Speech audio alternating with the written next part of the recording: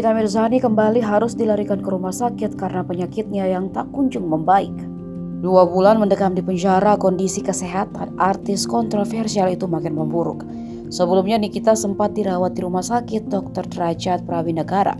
Namun lantaran tak kunjung pulih, Nikita dirujuk ke rumah sakit Bintaro. Saat menuju ke rumah sakit baru, Nikita tampak ramah tersenyum ke arah awak media. Ibu 3 anak itu terlihat menahan rasa sakit di bagian lehernya. Mengenakan baju berwarna biru dan masker wajah oranye, Nikita tak bisa menengok ke kanan dan kiri. Hal itu lantaran Nikita Mirzani mengidap pengapuran di leher. Saat ke rumah sakit Bintaro, Nikita Mirzani mengenakan gips alias penyangga leher. Tak berkomentar sedikit pun, Nikita Mirzani tampak dikawal petugas dari kejaksaan dan juga timnya.